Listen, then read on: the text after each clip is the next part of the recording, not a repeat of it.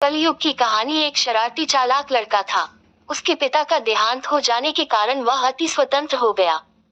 बाल्य अवस्था से ही वह दुर्गुणों का दास बन। एक शरारती चालाक लड़का था। उसके पिता का देहांत हो जाने के कारण वह अति स्वतंत्र हो गया।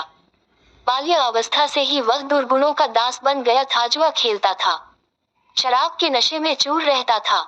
एक दिन उसे रुपयों को आवश्यकता थी। उसने सोचा, कहां से लाऊं, चोरी करना जानता नहीं हूँ। आखिर उसके वैज्ञानिक मस्तिष्क ने एक रास्ता खोज निकाला। किसी दूसरे गांव में एक बूढ़े को औरत की जरूरत थी। वह लड़का वहां जा पहुंचा, बूढ़े से बातें करने लगा। उसने कहा, सेठ साहब, औरत बिना घर बर्बाद हो जाता है, शमशान जैसी वीरांगी रहती है। आपकी यदि इच्छा हो तो 1500 रुपया दो, मैं अपनी विधवा बहन का नाता आपसे करवा दूंगा। बूढ़े के पास धन बहुत था। वह बोला, तुम जो कहते हो सब स्वीकार है।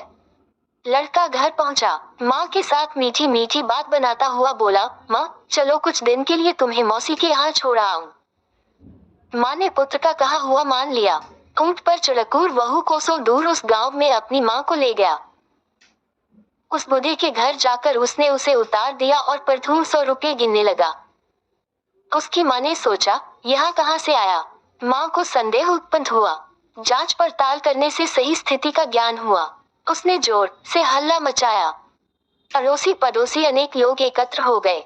दोनों तरफ की जानकारी करने से सब लोग समझ गए कि दोनों ओर से धोखा हुआ है। वह माँ ऐसा दुष्कृत्य करना नहीं चाहती थी।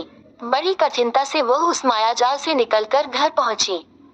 मन ही मन सोचने लगी, हाय ऐसा पुत्र।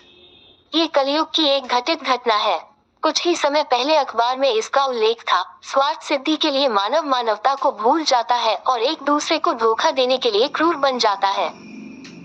किंतु जब तक नैतिकता की लौ नहीं जलेगी, तब तक देश में अंधेरा ही अंधेरा छाया रहेगा।